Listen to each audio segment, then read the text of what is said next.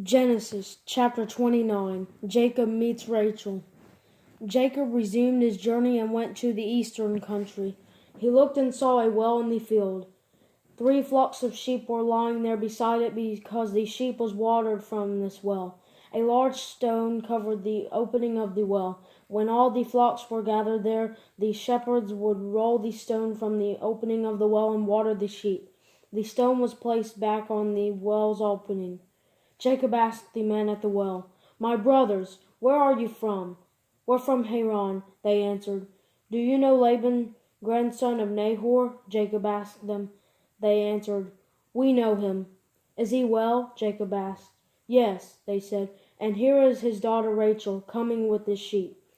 Then Jacob said, "Look, it is still broad daylight. It's not time for the animals to be gathered. Water the flock, then go out and let them graze." But they replied, "We can't until all the flocks have been gathered and the stone is rolled from the well's opening. Then we will water the sheep." While he was still speaking with them, Rachel came from with her father's sheep, for she was a shepherdess. As soon as Jacob saw his uncle Laban's daughter Rachel with the sheep, he went up and rolled the stone from the opening and watered his uncle Laban's sheep. Then Jacob kissed Rachel and wept loudly. He told Rachel that he was her father's relative, Rebekah's son. She ran and told her father. Jacob deceived. When Laban heard the news about his sister's son Jacob, he ran to meet him, hugged him, and kissed him. Then he took him to his house, and Jacob told him all that had happened. Laban said to him, "Yes, you are my own flesh and blood." After Jacob had stayed with him a month, Laban said to him, "Just because you're my relative, should you work for me for nothing? Tell me what your wages should be." Now Laban had 2 daughters. The older was named Leah, and the younger was named Rachel. Leah had ordinary eyes, but Rachel was shapely and beautiful. Jacob loved Rachel, so he answered Laban, "I'll work for you for 7 years for your younger daughter Rachel." Laban replied, Better that I give her to you than to some other man. Stay with me." So Jacob worked 7 years for Rachel, and they seemed like only a few days to him because of his love for her.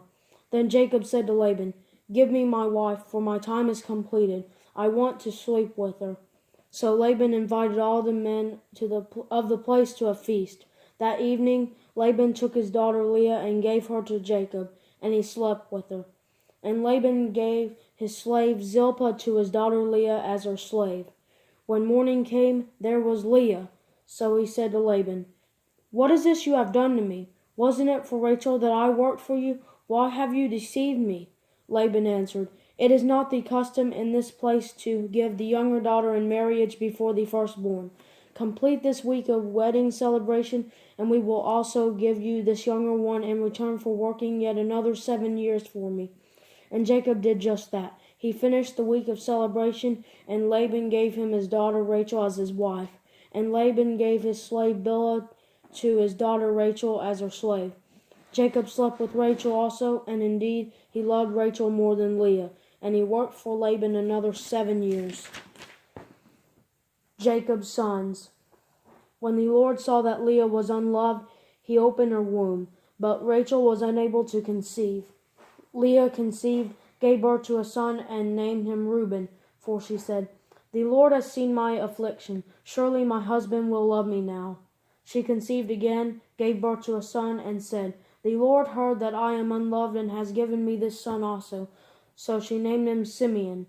She conceived again, gave birth to a son, and said, "At last, my husband will become attached to me because I have borne 3 sons for him." Therefore he was named Levi. And she conceived again, gave birth to a son, and said, "This time I will praise the Lord." Therefore she named him Judah. Then Leah stopped having children.